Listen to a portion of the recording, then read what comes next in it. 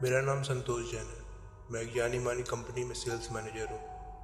ऐसे तो मैं मथुरा का निवासी हूँ, पर यह बात तब की है जब जॉब की वजह से मुझे बनारस जाना पड़ा। वैसे तो बनारस में मेरी जान पहचान ज़्यादा नहीं थी, पर एक दोस्त था कॉलेज का ही, जिसने मुझे वहाँ किराए पर एक मकान दिलवा दिया। घर की मालकिन उसके जान पहचान की थी और किराए वाले घर से कुछ दूरी उसका बंगला था। वो काफ़ी फ्रेंडली थी और मुझे घर भी अच्छा खासा मिल गया था। पड़ोसी भी काफ़ी अच्छे थे और कुछ महीने काफ़ी सुकून से और चैन से कटी थी। हाँ, घर की याद आती थी, पर यह कोई पहली बार नहीं था। काम के सिलसिले में मेरा यहाँ वहाँ ट्रांसफ़र होता ही रहता था। मेरे वहाँ जाने के कुछ महीने बाद जो हुआ उसके बारे में अभी भी सोचता हूँ तो मेरे रोंगटे खड़े हो जाते हैं। रात के 1 बजे मैं अपनी छत पर टहलते टहलते अपनी बीवी से बात कर रहा था। तभी मैंने देखा एक औरत सफ़ेद कपड़े और लंबे बालों को मेरे दरवाजे की तरफ बढ़ती चली आ रही थी।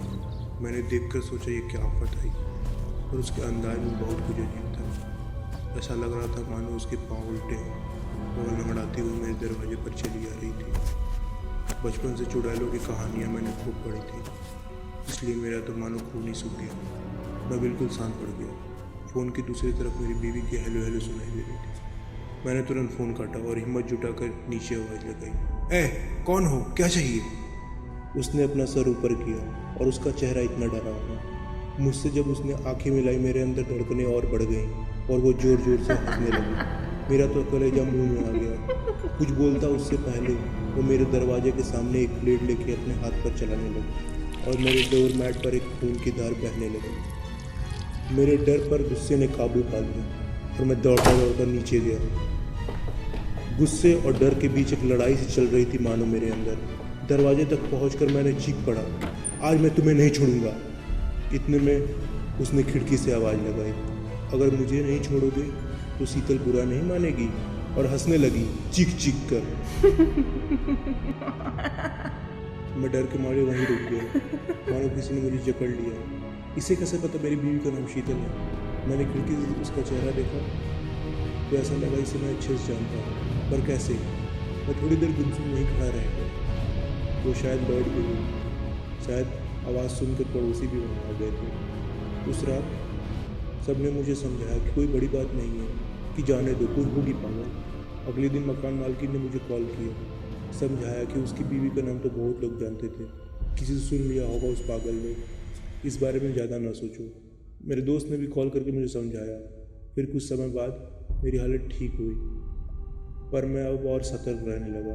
दरवाज़ा लॉक करना, खिड़की लॉक करना मेरे रूटीन का एक अहम हिस्सा बन गया था। इस हादसे के ठीक 1 महीने बाद मैं रात में हर दिन की तरह फिर से करीब 12 बजे तक नीचे सब चेक करके उतरा।